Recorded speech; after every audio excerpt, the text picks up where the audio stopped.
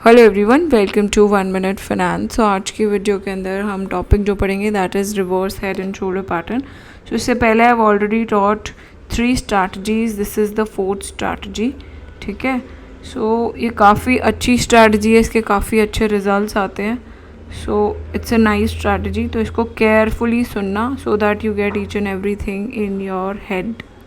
ठीक है, सो this is reverse head and shoulder pattern.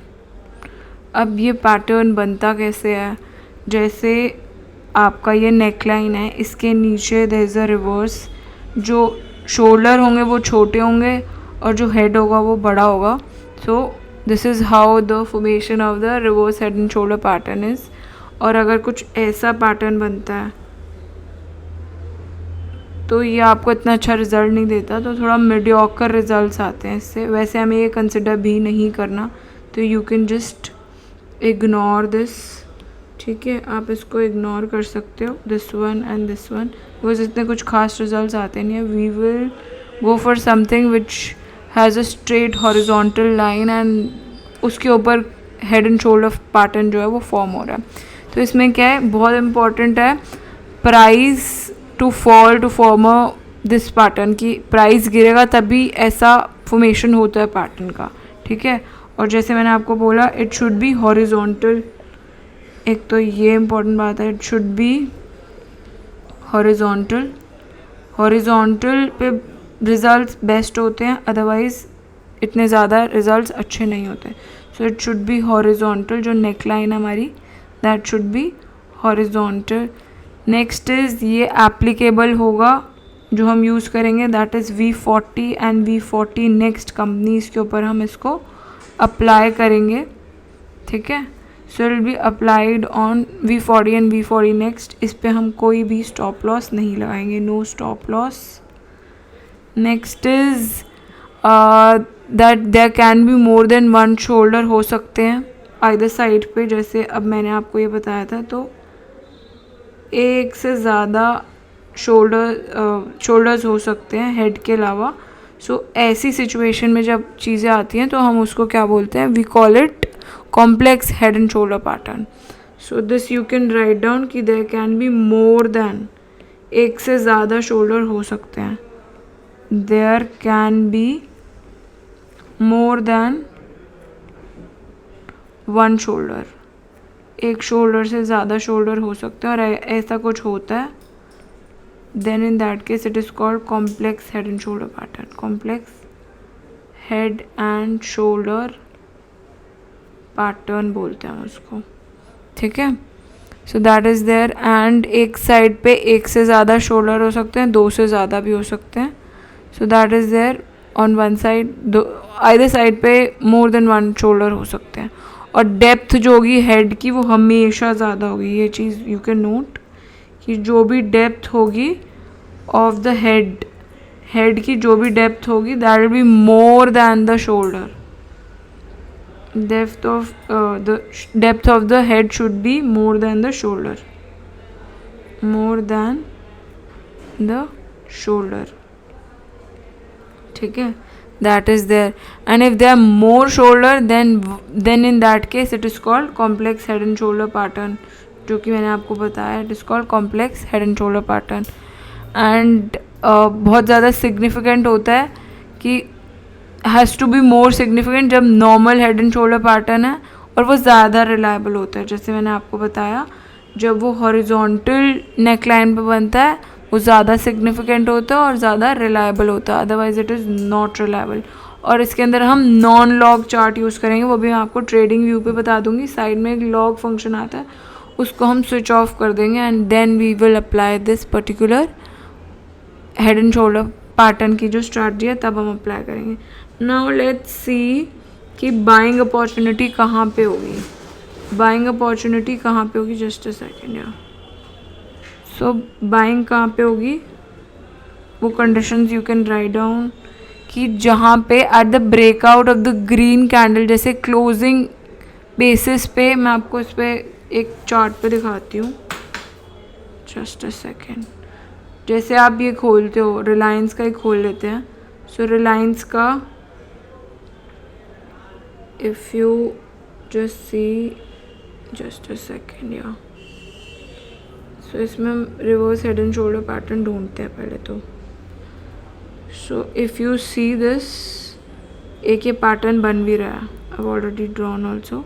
सो आपको दिख रहा है ये, it's reverse head and shoulder pattern. ये आपको दिख रहा है कि ये आपको दिख ही रहा है कि this is how it is forming reverse head and shoulder pattern. Just a second. So if I raise this, आपको थोड़ी क्लैरिटी के लिए, just a second, I will just remove all the drawings.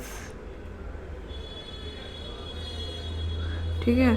तो if I take the brush, और अगर आपको इसमें दिख रहा होगा कि what exactly is the head and shoulder pattern कैसा है, तो if you see, first let us draw the neckline. पहले नेकलाइन ड्रॉ कर लेते हैं, उससे पता चल जाएगा कि कैसा फॉर्मेशन रहता है. सो अगर नेकलाइन ड्रॉ करेंगे तो आपको दिख रहा है कि दिस इज़ द नेकलाइन. ठीक है. यहाँ पे आपको दिख रहा है it's a neckline which is being formed. ठीक है. तो आप नेकलाइन जब आप ड्रॉ करेंगे यू विल गेट दिस. अब यहाँ से यू कैन सी कि कैसे फॉर्मेशन हो रही है इस पैटर्न की. तो आपको दिख रहा है, जस्ट अ सेकेंड. सो ये जो है हमारा नेक फॉर्म हो रहा है, सॉरी नेक के साथ आपको शोल्डर दिख रहे हैं. This is something of that sort. ठीक है. आपको दिख रहा है ये, it is, this is how the formation of the head and shoulder pattern is. तो ऐसा आपको दिखेगा कुछ.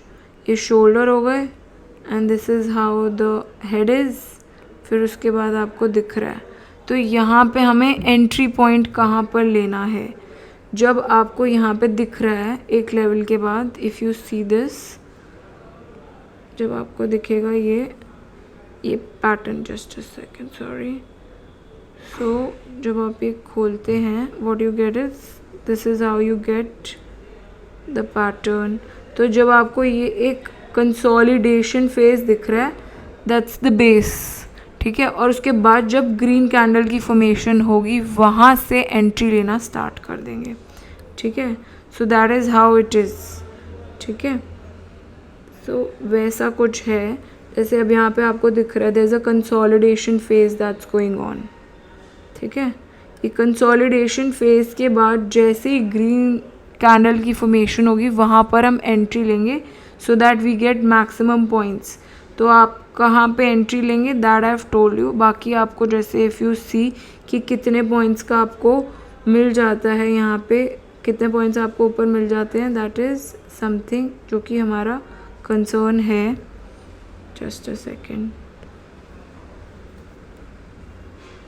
So if you see this, अगर आप यहाँ से देखते हैं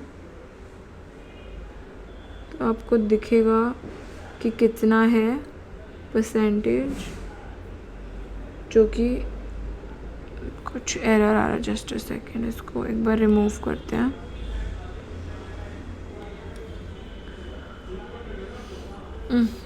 जस्ट अ सेकेंड. तो अगर आप यहाँ से हम परसेंटेज देखें कि कितना है फॉर्मेशन, तो यहाँ से आपने लिया और ये आपने ले लिया रेड कैंडल तक कि आपका कितना परसेंटेज बन रहा है. दैट इज़,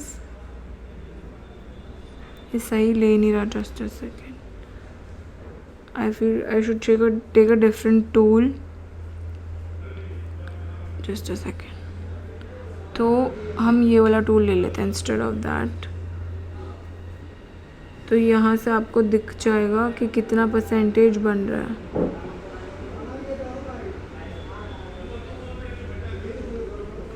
तो आपको दिख जाएगा कि कितना परसेंट आ रहा है. यहाँ पे you will be able to see 79.14%.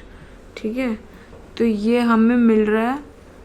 Days हम नहीं कंसिडर करें, हम जस्ट यूजिंग टू सी कि कितना परसेंटेज हमें मिल रहा है. बाकी आपको ये थोड़े टाइम में दिखेगा that you will be able to achieve your target at this particular level. ठीक है. So that is how the strategy goes कि आपका एग्ज़िट जो होगा that depends on the depth of the head, कि कितना दूर है उसके बेसिस पे हम एंट्री लेंगे। एंट्री कहाँ पे लेनी है? वहाँ पे जहाँ पे एक और फॉर्मेशन हो रही है शोल्डर की, एंड शोल्डर जो है वो कंसोलिडेशन फेज में है। कंसोलिडेशन के बाद जैसे ग्रीन कैंडल फॉर्म होती है वहाँ पे हम एंट्री लेंगे और we'll keep our target which is the depth of the head, वहाँ पे हम एंट्री लेंगे। एंड इनफैक्ट उससे ज़्यादा ही होगा ये जो हमारा जो आपको परसेंटेज मिलेगा दैट वोंट बी 44%, वो उससे ज़्यादा होगा बिकॉज हमने एंट्री बहुत पहले ले लिया। सो that is how this thing strategy is implemented. ठीक है, सो इसमें मैंने आपको बता दी हैं कुछ चीज़ें जो इम्पॉर्टेंट हैं कि बाइंग कहाँ पे करनी है। जहाँ पे ब्रेकआउट हो रहा है, ग्रीन कैंडल फॉर्म हो रही है, that be the closing base, वो बेस फॉर्मेशन हो जाएगी और होगा कहाँ पर? राइट शोल्डर पे होगा। ठीक है, so that is must and we'll do this first shoulder itself पे हम देख लेंगे कि कहाँ पे हो रहा है, and that be towards the end of the head. ठीक है, and beginning of the first shoulder पे स्टार्ट हो जाएगा ये। राइट शोल्डर जो है वहाँ पे कन्फर्मेशन मिलेगी ग्रीन कैंडल से, जैसे बेस फॉर्म होगा कंसोलिडेशन के बाद ग्रीन कैंडल फॉर्म होगी, वहाँ पे हम एंट्री लेंगे। And buying can be done either उसी दिन कर सकते हो, एंड इट्स बेटर कि आप next day low, in the morning आप एंट्री ले सकते हो।